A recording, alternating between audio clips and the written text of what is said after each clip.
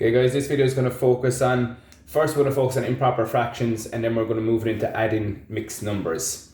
So an improper fraction is where the numerator, the number on top, is bigger than the denominator.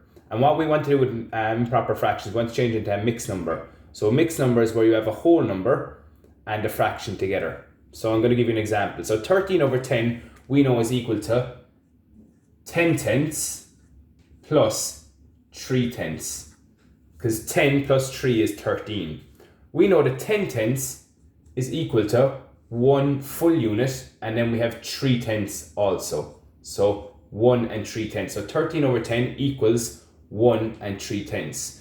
For 25 tenths, that is equal to 10 tenths plus 10 tenths plus 5 tenths.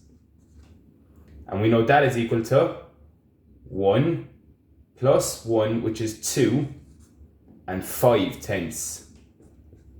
And we want to go one step further. We're going to say it's 2, and we know that 5 tenths is equal to a half. Next one is 33 tenths. So that's equal to 10 tenths plus 10 tenths plus 10 tenths, which is 10, 20, 30 plus 3 tenths. So that's 1 full unit, 2 full units, 3 full units. So we have 3 full units and 3 tenths. So 33 tenths is equal to 3 and 3 tenths. Next, we're going to move on to adding mixed numbers. So my first one, we're going to say 4 and 2 tenths plus 4 and 3 tenths. So we know we're going to start with our whole numbers. So it's 4 plus 4, and that's equal to 8. Then we add our fractions. So it's 2 tenths plus 3 tenths, and that's equal to 5 tenths.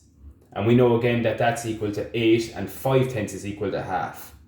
So 8 and a half is our answer. Next one we're going to move it on.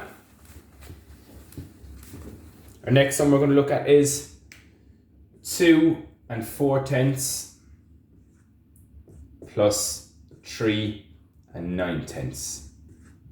Again, same system, we add our whole numbers, so it's 2 plus 3, and that gives us 5 as my whole number. Then we focus on our fractions, it's 4 tenths plus 9 tenths, and that gives us 13 tenths. Now, we have an improper fraction, so again, we want to change it into a mixed number.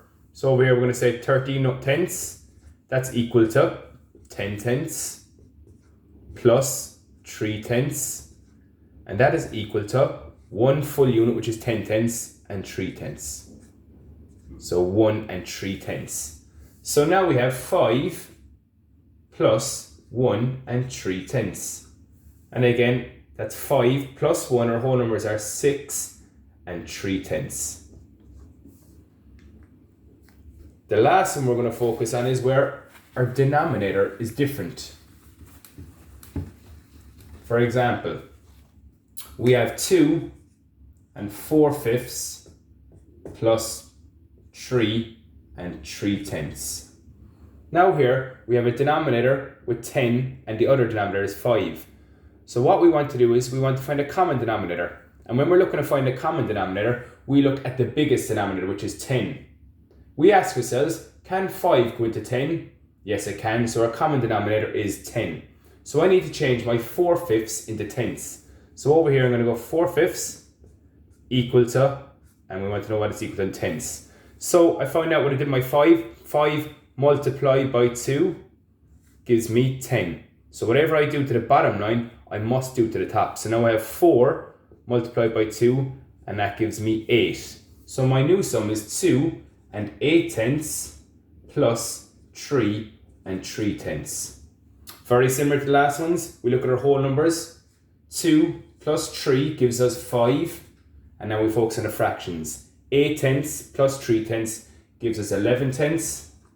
And over here again, we need to change 11 tenths, which is an improper fraction, because our numerator is bigger than our denominator, but change it to a mixed number. So 11 tenths is equal to 10 tenths plus 1 tenth, because 10 plus 1 gives us 11 tenths. We know that 10 tenths is 1 full unit, so that is equal to 1 and 1 tenth. So now we have 5 plus 1 and 1 tenth. Whole numbers is 5 plus 1 is 6 and 1/10.